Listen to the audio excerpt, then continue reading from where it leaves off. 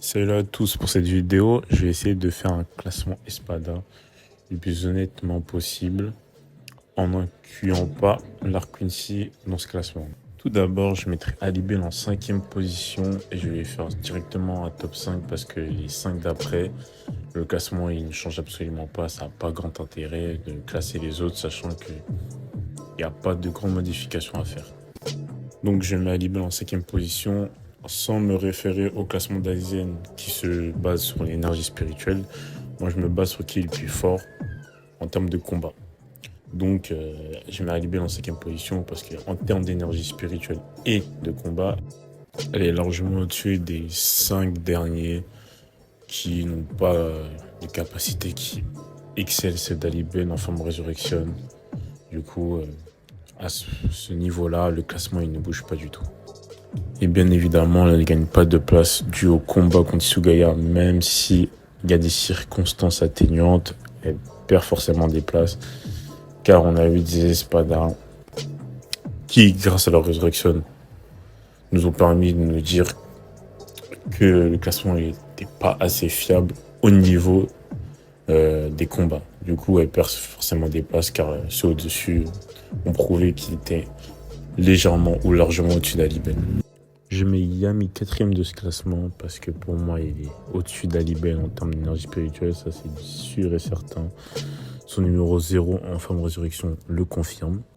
Maintenant, en termes de combat, je pense que même si c'est une cible géante, Alibel n'est pas aussi rapide qu'un Kenpachi Zaraki ou un Byakuya Kuchiki et ne pourra pas esquiver les attaques de Yami. Ou du moins, ça se défend. Mais en tout cas, Yami, en une ou deux attaques, peut réduire Alibel en état de poussière, tout simplement. En combat réel, je pense que Yami battrait Alibel car grâce à sa forte énergie spirituelle, il pourrait contrer les attaques d'Alibel quand bien même elles arriveraient à le toucher. Donc, je mets Yami 4e au-dessus d'Alibel. Si je jugerais seulement les flots des espadas, il resterait premier, mais bon, on juge la puissance. Déjà, premièrement, pourquoi je le mets devant Alibel et Yami? Donc, je le mets devant Alibel tout simplement parce que Alibel a perdu contre un capitaine faible, même si c'était Tsugaya qui maîtrisait la glace, c'est quand même un capitaine faible. Alors que Stark a affronté le plus puissant des capitaines à ce moment-là, Kyoraku, et il jouait, on va dire, à armes égales, sachant qu'il n'était pas à fond. Franchement, on peut que le mettre au-dessus d'Alibel. Et je le mets aussi au-dessus d'un Yami, tout simplement parce qu'il affronte Kyoraku, un des Shinigami les plus rapides. Et ça prouve que Stark aussi est aussi rapide, peut-être pas autant que Kyoraku, mais il est assez pour le suivre. Sachant que Yami Resurrection a perdu contre Byakuya et Kenpachi Zaraki, sachant que Byakuya est très très rapide et c'est peut-être même le capitaine le plus rapide de la Soul Society. Donc, le point faible de Yami, c'est la vitesse. Stark est rapide. Stark a des cellos en illimité. Yami est une cible géante. Simplement, Stark bat Yami. Baragan reste deuxième et donc garde le même numéro que Aizen lui a donné. Même si Stark est censé être devant Baragan au niveau de l'énergie spirituelle, on peut voir que Baragan est pratiquement imbattable car la seule manière de battre Baragan c'est de maîtriser le Kido. Sauf qu'on n'a vu aucun espada faire du Kido, donc battre Baragan, c'est pratiquement impossible en tout cas de le tuer. Pour un espada et ensuite Baragan avec son pouvoir Respira qui accélère la vieillesse, Yami impossible à esquiver. Alibel, pas besoin d'en parler, elle est classée de base plus bas que Baragan et elle n'est pas montée dans le classement. On pourrait se dire que le cello de Stark pourrait toucher Baragan, mais si on compare le cello de Stark et le Bankai de Soifon, qui n'a pratiquement fait aucun dégât à Baragan, on peut en déduire que même les cellos les plus puissants ne peuvent rien faire contre Baragan. Tout simplement, aucun espada peut battre Baragan, en tout cas de ce qu'on a vu. Le premier, c'est Ulquiorra.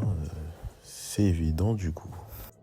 On pourrait se dire que juste avant j'ai dit que Baragan était imbattable par les espadas, mais je vais quand même vous expliquer pourquoi Ulquiorra est premier. Premièrement, c'est le seul qui a réussi à avoir une deuxième forme Resurrection. Rien que pour ça, ça le place tout en haut de la liste. Maintenant, le duel se joue entre Baragan et Ulquiorra. Maintenant, quand je dis qu'Ulquiorra est devant Baragan, je pourrais presque les mettre à égalité. Parce que si on part du pouvoir de Baragan qui accélère la vieillesse, sachant que Ulquiorra a une régénération quasi instantanée en deuxième forme Resurrection, donc si Baragan utiliserait son pouvoir contre Ulquiorra, Ulquiorra pourrait se régénérer quasi instantanément. Donc il ne pourrait pas réussir à tuer Ulquiorra, même si ses dégâts sont assez puissants pour le mettre dans un sale état. Non, je pense pas que Baragan a une puissance qui est comme celle de Ichigo en forme holo. La forme que Ichigo a eu contre Ulquiorra qui a permis tout simplement de le tuer. Vu que Baragan ne possède pas une puissance similaire à celle de Ichigo forme holo, Baragan ne pourrait pas tuer Ulquiorra. Et ça vaut aussi pour Baragan, il est insensible à toutes les attaques d'Ulquiorra car il faut maîtriser du Kido, ce que Ulquiorra ne maîtrise pas, ou une attaque avec une énergie spirituelle démentielle. Et comme je l'ai dit précédemment, le Bankai de Soifon n'a pas impacté tant que ça Baragan, même si ça lui a fait des dégâts. Du coup, on pourrait parler de la lance d'Ulquiorra, son attaque qu'elle a utilisée contre Ichigo. Même si je pense que c'est une attaque très dévastatrice, je ne pense pas que ça suffirait pour tuer Baragan.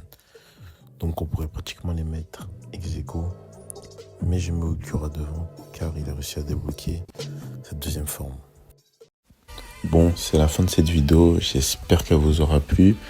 N'hésitez pas à me dire vos avis par rapport à mon classement ou même la vidéo par rapport à si le micro était bien, je ne pense que non. Ou même le montage de la vidéo, je prends les critiques, pas toutes, mais je vais faire en sorte de m'améliorer pour la prochaine fois. Du coup, n'hésitez pas à vous abonner, ça fait plaisir. A plus. C'était Agon.